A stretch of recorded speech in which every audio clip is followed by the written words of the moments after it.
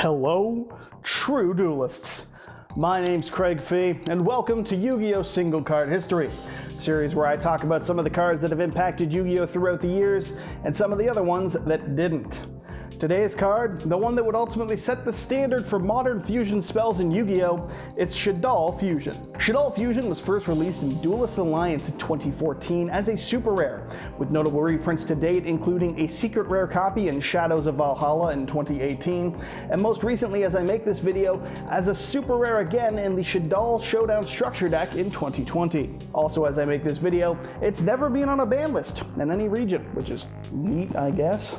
A normal spell card, its effect reads: Fusion summon one Shaddoll Fusion monster from your extra deck using monsters from your hand or field as fusion material. If your opponent controls a monster that was special summoned from the extra deck, you can also use monsters in your deck as fusion material. You can only activate one Shaddoll Fusion per turn.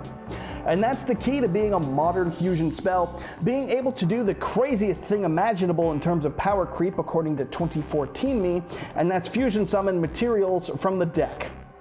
Or with materials from the, you know what I mean. Because when these things were revealed, I kinda lost it, which is funny to look back at with, the additional 10 years of power creep that I now have, but hindsight is of course 2020. At the point that Shaddoll Fusion was first released, fusion decks were pretty far and few between in regards to meta viability. And by that, I mean there was Hero, Cyber Dragon, and Gladiator Beasts in the grand scheme of the game for the most part. And even then, Gladiator Beast is much more of a discount synchro summoning than it is fusion summoning, don't fucking at me. Meanwhile, the decks that did fusion summon properly were things like Heroes, abusing the attribute fusions that only needed any hero and any given attribute, and could make them by using a fusion spell like Miracle Fusion, which banished the materials from the graveyard, which meant you didn't have to have such a large investment from your hand and field as well as the spell card. All small steps towards making fusions more playable, because the standard play of use a spell card and two materials is a neg-2 at best, and kept fusion monsters from being in the meta, broadly speaking, let alone the top tier meta, my god. Even things like Cyber Dragon OTK were much more an exception and tried to abuse things like Future Fusion and, their own Miracle Fusion to get that same play off. For the most part, if a deck was playing fusion monsters, it was getting them out through cheat methods, things like Cyberstein, Metamorphosis, or Instant Fusion. And then you get to Shaddolls. They take the best aspect of the fusion monsters before them, things like the attribute heroes, by needing only any Shaddoll monster and any monster of a particular attribute, and then of course they get to abuse the second thing, which is the topic of this video, Shaddoll Fusion. Because rather than make the deck need to get its monsters into the grave and then banish them or other more contrived means, they decided that this can just be foolish burial and get all the materials all by itself right from the deck. And granted, it needs the opponent to have a monster summoned from the extra deck to do so, it's still an insanely strong effect. Something like Hero might need to activate Future Fusion and then a Miracle Fusion to get a turn 1 purple card, whereas Dolls just kinda needed to be going second for the most part in 2014. Making an extra deck monster on your first turn was pretty standard for the most part, especially in the Duelist Alliance meta and even before it. Most decks were, and even still are for the most part, just engines to get out their extra deck boss monsters. That includes more controlling decks like Hat and the, plethora of decks that existed in and around this time at levels of Rogue and below and the current top tiers of 2014. Things like Mermail or Infernity or Geargia or Sylvan or Madolche all really relied on extra deck monsters to get their most impactful plays, and then when you factor in the other Duelist Alliance decks, things like Tellarknights, Yangzing, and Burning Abyss, best of all, of course, the Shaddoll Mirror, all the best plays were coming from the extra deck. And you could count on them to pretty reliably make their best plays, which meant that you got to make even better plays than them, plussing out your ass with Shaddoll Fusion. A lot of people bitched about that back in the day, let me tell you. Because it's not just that you get a free fusion effectively with Shaddoll Fusion in terms of 1-for-1 card advantage, but it's the fact that all the Shaddoll monsters also have effects when sent to the graveyard by a card effect, allowing you to plus off that fusion summon. Falco could send itself to the grave and then summon itself to the grave, or more accurately, and when flipped could revive something from the graveyard, but really it was just a get-back tuner. You had Hedgehog to add any Shaddoll monster from deck to hand, Beast could draw you a card, Dragon could pop a spell or trap, and Squamata could send any Shaddoll card from the deck to the graveyard, an effect that only got better with time as they got more spell and traps. So you had choices, and they were all pretty darn solid. You add to that the fact that you can summon Construct to send another Shaddoll card from the deck to the grave, and you can reliably send 2 Shaddoll monsters for bonus effects on top of your body on field. That body being Catastor on steroids, which I thought was insanely broken back in 2014. And in day 1 Shaddoll, that meant any doll of your choice and any light monster or dark monster. This meant the deck had access to light and dark engines that it so chose to play, and in 2014 meant that Chaos got to live on for an extra year because Chaos decks were kind of nutty for a lot of early Yu-Gi-Oh! The best part about playing Shaddoll was, of course, one of the worst parts about playing against Shaddoll for the opponent, because since it needed any light, the opponent wasn't always exactly sure which variant they were going to be facing if they didn't see those light monsters turn 1. One such deck that you've heard me talk about before if you watch this series is, of course, Artifact Shaddoll. The engine was popular in strength because the artifacts were just damn good back in 2014. Morale Tech gave a non-targeted pop to get whatever you wanted to get rid of from the opponent, and it discouraged them from disrupting your back row, meaning you could get your other spell and trap off more or less freely compared to other decks. Even worse, if the opponent popped your Sanctum, you could chain Sanctum to summon out Morale Tech to pop with that, and with Sanctum to get nice 2-for-1, and your opponent really hating the game. And yeah, I'm only talking about Morale Tech right now, but for whatever reason back in 2014, Morale Tech was the only artifact that was really seeing play, along with, Beagle Tech to pop Morale Tech. The Scythe existed is the point I'm getting at, but we didn't play it because we were dumb as shit. I can't tell you why, dude. By all accounts, it makes no sense, but it's the way that it is. It's also worth noting, of course, that if the player happened to summon a construct on the opponent's turn, they could send a copy of a Shaddoll Dragon to pop their own set Morale Tech to force it on the opponent's turn as well, which obviously is a terrible play, but could be, arguable in a very simplified game state. So it's just factors to be aware of. Other options were simple Chaos packages of sorts. The baby Chaos Dragons were popular, as were Light Sworns, since the milling effect of Light Sworns did trigger all the Shaddoll monster effects. And by filling the grave with mills to get lights and darks in there, it made it all the more easy for you to summon your Chaos boss monsters, like Chaos Sorcerer or Big Daddy BLS. You could also tack in Denko Sekka, or Denko Rekka for those sick MLG memes back in 2014, because it was a hell of a force, even if it conflicted a little bit with your Sinister Shadow games, a very powerful deck for Shaddoll back in the day, and also a way to describe Season 0 of the anime, probably. Sinister Shadow games.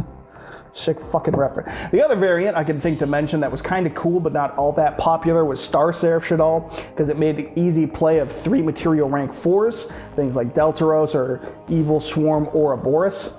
This was kind of popular, but not nearly as much as it was in the OCG, because the OCG had Shockmaster, which was way fucking better, but people liked Stick and Share. It was a lot of advantage if you got them to go off.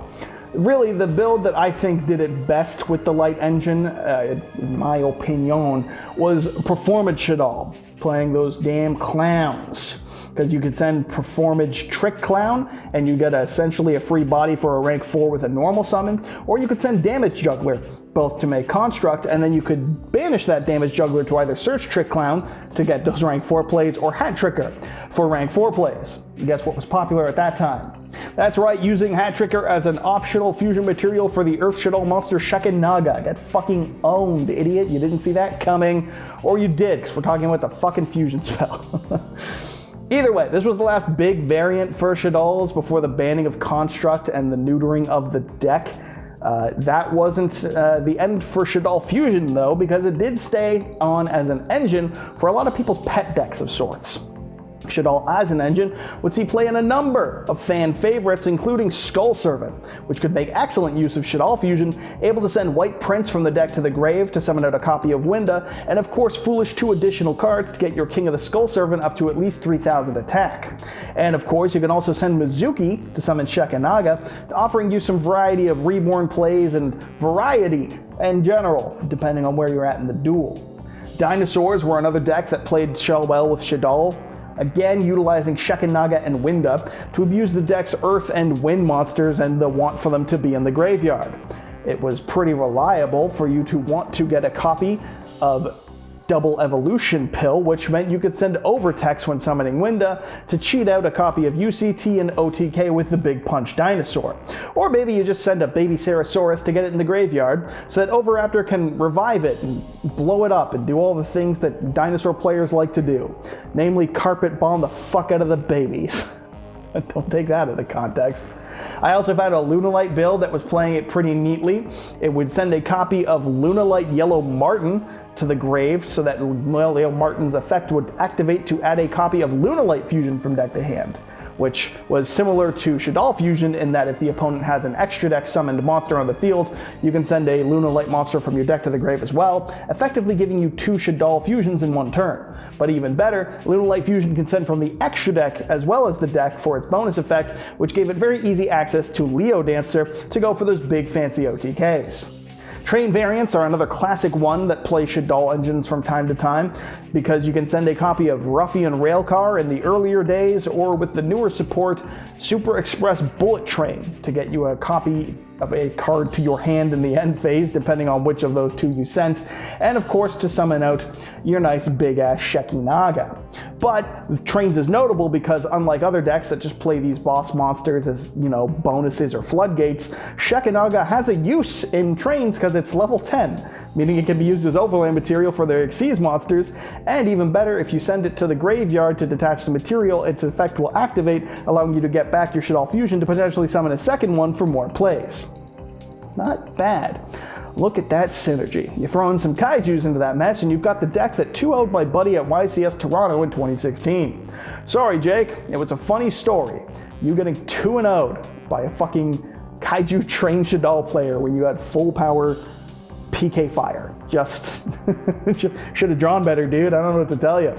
Shaddoll engines also showed up in some Orcus decks for the same reason every other fucking deck has played it, because it's more copies of Foolish Burial.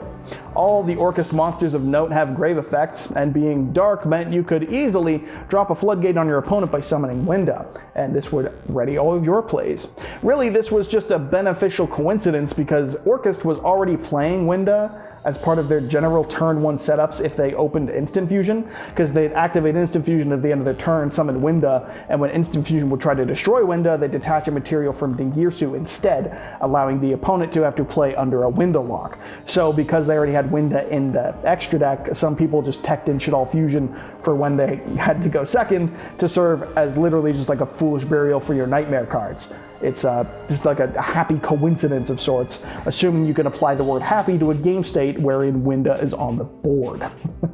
Shaddoll, of course, also came back into the meta with the release of their structure deck, with the new added monsters and toys to play with, including Apgalone, to give them more negates and better searching, and of course the then newly-ish off the ban list Construct so that they could actually make their own plays and push for game reliably. The deck worked incredibly naturally with the Invoked engine, another fusion engine that needs generic attributes and just one specific monster to get their plays going, which was a really nice, synergy. But the best part of the Invoked engine, no doubt for Shaddoll, was the fact that the Invoked field spell not only searched Alistair to get its engine going, but makes it so the opponent can't negate your fusion cards and effects to fusion summon, nor can they activate cards or effects when a fusion monster is summoned, meaning that your Shaddoll Fusion was even more sure to go through against more modern hand traps like Ash Blossom, which is very fucking nice to have an assurance of. The last deck I've seen to tech in Shaddoll as a bonus engine was Tearlament, which had a few people throw it in as the reliable side deck tool like in Orcus to get their plays going. Since Tearlament got hit initially banning, or limiting, pardon me, the Millers, Shufflers, and Tearlament names, Shaddoll Fusion was a reliable way to get your one of Agito or Tearlament Havness or what have you into the graveyard. All you had to do was tech in Shekinaga and Winda, and Winda's arguably worth playing on its own because it's fucking Winda. But hey, you send it, you get mills, or you summon out your Winda on turn 1 and it's like, darn, I kind of hate having a Winda lock. Well, you just send a Shaddoll monster and any Tearlament name, and then you shuffle back that Winda and your tier to get the Predaplant, to get Predaplant Dragostapelia, which is not me having a Joe Biden moment mid-filming. On top of that, of course, you get the bonus effect from whatever Shaddoll monster you're sending in every deck that I've mentioned. Those classic draws off beast or pops with Shaddoll Dragon, since the Shaddoll engine really complements going second so well. It's just all very nice bonuses. And while I'm sure there are other decks that I've missed that complemented the Shaddoll engine to varying degrees, like maybe a Paleo engine that's fucking haunting my dreams right now that's on screen, so it exists. People played it. I'm not going to comment on how good or bad it is. I don't fucking know. The point is, it's a very, very splashable card. It has been power crept by things like Branded Fusion or Ostinato for the Melodious decks in the modern day. Branded Fusion does at least come with a fusion lock, but Ostinato just straight up fusion summons from the main deck as material and calls it a day. Which, fun fact, is stronger than Shaddoll Fusion, because going first, Doll Fusion is just a regular fusion spell, but only for Shaddoll monsters. It's only a broken card when you're going second, and going second has only really felt weaker as time goes on. Case in point, the evolution of Invoked Shaddoll as a deck became a fusion mutt deck of sorts that went by a few names that were just acronyms for the engines it played. Like Invoked Dogmatica Shaddoll became IDS, and if you threw Destiny Hero, it's DIDS, and it's shit like that. So depending on the exact engine, it's a little different, but the point is, you're not summoning cards off Shaddoll Fusion. Shaddoll's just an engine you can access through the Dogmatica engine by coincidence. It's a bit of a shame, but hey, that's just the way the card goes. Some people might have cited it in those builds, but the card, simply put, was not the powerhouse that it had been in 2014. Still, balance is not an inherently bad thing, and not being busted on turn 1 doesn't make the card terrible, it just isn't as good as it once was.